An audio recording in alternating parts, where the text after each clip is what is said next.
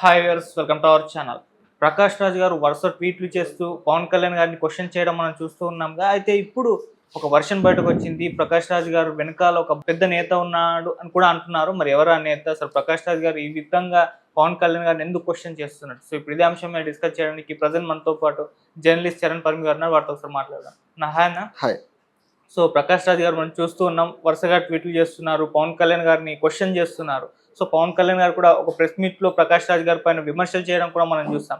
So ఎందుకు ఈ విధంగా ప్రకాష్ రాజ్ గారు పవన్ కళ్యాణ్ గారు వెంట పడుతున్నారని ఒక చర్చ కూడా నడుస్తుంది. అయితే ఇప్పుడు దీని వెనకాల జగన్మోహన్ రెడ్డి గారు ఉన్నారు. ఆయనతో ఈ విధంగా జగన్మోహన్ రెడ్డి గారు చెప్పిస్తున్నారని చెప్పేసి కూడా ఒక వార్త వైరల్ అవుతుంది. కాకపోతే ఇక్కడ చూస్తే మనం ఇటేమో ప్రకాష్ రాజ్ గారిని టీడీపీ వాళ్ళేమో విమర్శిస్తున్నారు, ఈ నరేషన్ బయటకు తీస్తున్నారు. అటేమో వైసీపీ వాళ్ళు ప్రకాష్ రాజ్ గారిని ఓన్ చేసుకునే ప్రయత్నం చేస్తూ ఉన్నారు. మరి పొలిటికల్ రెండు పార్టీస్ మధ్య ప్రకాష్ రాజ్ గారు ఆ విధంగా నిలబడిపోవడం మనం చూస్తున్నాం. మరి దీనిపైన మీ విశ్లేషణ ఏంటంటే? ప్రకాష్ రాజు ఈ లడ్డు విషయంలో ఎవరు రియాక్ట్ అవనంత అగ్రెసివ్ గా రియాక్ట్ అవుతూ వస్తున్నాడు. అవును, ఏమాత్రం వెనక్కి తగ్గలేదు.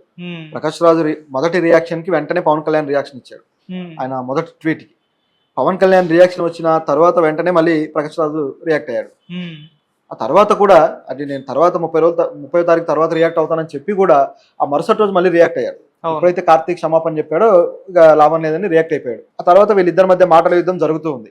ఇలా జరుగుతూ ఉండటం అనేది ఇప్పుడు వైసీపీ వాళ్ళు దాన్ని బయటికి తీసుకొచ్చి వైరల్ చేయడము, ప్రకాష్ రాజు ప్రశ్నని మళ్ళీ ముందు పెట్టడము ఇలా చేస్తూ వస్తున్నారు. సో దీన్ని బట్టి చూస్తే ప్రకాష్ రాజు వెనక జగన్ ఉన్నాడా అని చెప్పేసి కొన్ని అనుమానాలు అయితే వచ్చాయి. ఎందుకంటే గతంలో కూడా పవన్ కళ్యాణ్ ని ఈ విధంగా ప్రకాష్ రాజు క్వశ్చన్ చేసిన దాఖలాలు ఉన్నాయి. ఓకే, అయితే ఎప్పుడు ఏపీ రాజకీయాల మీద డైరెక్ట్ గా కౌంటర్లు అయితే వేయలేదు. ఇప్పటికి కూడా ఏపీ రాజకీయాల మీద కౌంటర్లు వేయట్లేదు. ఆయన కేవలం పవన్ కళ్యాణ్ ఉద్దేశాల మీద మాత్రమే కౌంటర్లు వేస్తున్నాడు. సో ఏపీ ప్రభుత్వానికి సంబంధించిన చర్యలు కావచ్చు, వీటన్నిటి మీద మాట్లాడట్లేదు. సో బహుశా ఆ యాంగిల్లో ఆయనకు అవేర్నెస్ లేకపోయి ఉండొచ్చు. ఏం జరుగుతుంది ఏంటంటే అవేర్నెస్ లేకపోవచ్చు. కాకపోతే పవన్ కళ్యాణ్ చేస్తున్న వ్యాఖ్యలు మీడియాలో బాగా వైరల్ అవుతున్నాయి కాబట్టి ఈ లడ్డు ఇష్యూ మీద ప్రత్యేకంగా ఇప్పుడు వైరల్ అయింది కాబట్టి ఆయన దృష్టి పెట్టి దాని మీద కామెంట్లు అయితే చేసి ఉండొచ్చు. మరి దీని వెనకాల ఎంతవరకు జగన్ ఉండే అవకాశం ఉంది అని చెప్పి చూస్తే చాలా వరకు రాజకీయాల్లో ఎవరో ఒకరిని మధ్యలో పెట్టి ఆ వ్యక్తుల చేత మాట్లాడించడము, ఆ వ్యక్తుల్ని తీసుకొచ్చి ప్రొజెక్ట్ చేసి వాళ్ళ ఉద్దేశాలన్నీ ఆ మధ్యలో ఉండే వ్యక్తి మాట్లాడతాడు. ఇటువంటిది మనం చాలాసార్లు చూసాం. ఇప్పుడు కూడా పవన్ కళ్యాణ్ ఎవరు తీసుకొచ్చారనే విషయంలో మనం చర్చలు చేస్తున్నాం. వెనకాల బీజేపీ ఉండి నడిపిస్తుందనే చర్చలు అయితే మనం చేస్తూనే ఉన్నాం. దీంట్లో ఎటువంటి డౌట్ అయితే లేదు. అదే విధంగా మళ్ళీ తెలంగాణ నుంచి మాధవీలత లాంటి వాళ్ళు మళ్ళీ ఏపీ వెళ్ళి అక్కడ కామెంట్లు చేయడాలు ఇవన్నీ కూడా మనం చూస్తున్నాం. సో ఎవరు అయినా సరే మాట్లాడితే వాళ్ళ వెనక ఒక రాజకీయ ఉద్దేశమో ఏదో లేకుండా మాటలు వస్తాయా అనే అనుమానాలు అయితే కలుగుతాయి. అయితే ఇక్కడ గమనించాల్సింది ఏంటంటే ప్రకాష్ రాజు ఇష్యూ కొంచెం డిఫరెంట్. మిగతా ఎవరైనా మాట్లాడితే దాని వెనకాల ఉద్దేశాలు మనం ఊహించవచ్చు, కానీ ఇది కొంచెం డిఫరెంట్. ఎందుకంటే ప్రకాష్ రాజు ఎప్పుడు కూడా జస్ట్ ఆస్కింగ్ అనే ట్యాగ్ తోటి అనేక రాజకీయ పరిణామాల మీద క్వశ్చన్లు చేస్తాడు. ముఖ్యంగా గమనిస్తే ప్రకాష్ రాజు మీద ఇప్పుడు వస్తున్న విమర్శ ఏంటంటే తమిళనాడులో ఉదయనిధి స్టాలిన్ హిందూ ధర్మం మీద అవమానకరంగా మాట్లాడినప్పుడు మీరు ఎందుకు రియాక్ట్ అవ్వలేదు అని చెప్పేసి ఒకటి వైరల్ చేస్తున్నారు. దాంతోపాటు ప్రకాష్ రాజు కూడా చర్చికి వెళ్ళి చర్చిలో ప్రీస్ట్ తోటి ఆ ప్రేయర్ చేయించుకోవడం ఇది వైరల్ అయింది. ఈ ఫోటోలు పెట్టేసి ప్రకాష్ రాజు కూడా క్రిస్టియనే కాబట్టే జగన్కి సపోర్ట్ చేస్తున్నాడు అని చెప్పేసి దాన్ని పట్టుకొని తీసుకొచ్చారు. అయితే ఇవన్నీ వేరు వేరు కాంటెక్స్ట్లో ఉన్న విషయాలు. అంటే ప్రకాష్ రాజు లౌకికవాదని చెప్పుకున్నా సరే లౌకికంగా ఉండడు, అతను ఈ విధంగా మాట్లాడుతాడని పవన్ కళ్యాణ్ అంటాడు. నిజానికి లౌకికవాద అనేవాడు నిజంగానే అన్ని మతాలకి సమాన ప్రాతినిధ్యం ఇస్తూనే మాట్లాడాలి. ఒక మతానికి అనుకూలంగా ఇంకో మతానికి వ్యతిరేకంగా మాట్లాడడం అనేది సరైంది కాదు. ఈ టాపిక్ లో కూడా ప్రకాష్ రాజు ఎప్పుడు కూడా హిందూ మతాన్ని ఇన్సల్ట్ చేస్తున్నో మరొకటో చేస్తూ మాట్లాడలేదు. గమనించి చూస్తే కేవలం ఆ ఇష్యూని రాజకీయంగా ఎందుకు వాడుకుంటున్నారని మాత్రం ప్రశ్నించాడు. ఇది ఇక్కడ ఉన్న ప్రశ్న.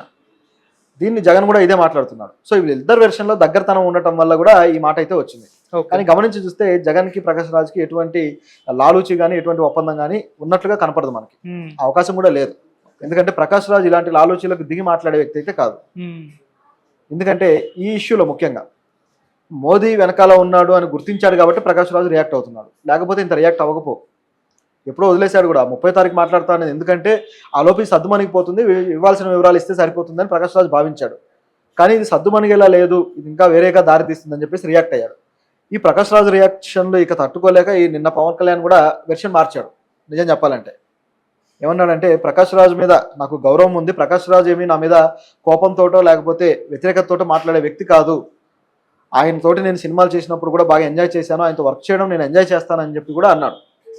నిన్న ప్రత్యేకంగా అది అనాల్సిన పని లేదు. అవును. ఎందుకు అనాల్సి వచ్చిందయ్యా అంటే ఈ విషయంలో పవన్ కళ్యాణ్ స్ట్రాటజీల విషయంలో ప్రకాష్ రాజు క్వశ్చన్లు రీజనబుల్గా ఉన్నాయని పవన్ కళ్యాణ్ కూడా అర్థమై ఉండాలి బహుశా. ఎందుకంటే బయటపడకపోవచ్చు కానీ అలా అర్థమయ్యే ఉండాలి. కాబట్టే సరే ఇక డ్యామేజ్ కంట్రోల్ కోసం ఈ విధంగా మాట్లాడుతున్నాడేమో అనిపిస్తుంది. ఎందుకంటే పవన్ కళ్యాణ్ ఇప్పుడు ఏ రియాక్షన్ ఇచ్చినా మళ్ళీ ప్రకాష్ రాజు ఏమాత్రం తగ్గడు. ఆయన క్వశ్చన్లు గట్టిగానే ఉంటాయి. దానికి సమాధానం చెప్పుకునే పరిస్థితులు కూడా పవన్ కళ్యాణ్ లేడు ఇప్పుడు.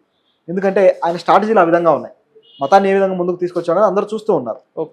ఇప్పుడు వైసీపీ నుంచి కూడా అనేక మంది లీడర్లు ముందుకు వచ్చేసారు మతాన్ని తీసుకొస్తున్నారని చెప్పేసి. కాబట్టి ఇక పవన్ కళ్యాణ్ మీద సోషల్ మీడియాలో పెరుగుతున్న వ్యతిరేకత కానీ, పవన్ కళ్యాణ్ ఎందుకు మతాన్ని చేస్తున్నాడని చెప్పేసి విపరీతమైన వ్యతిరేకత వస్తుంది.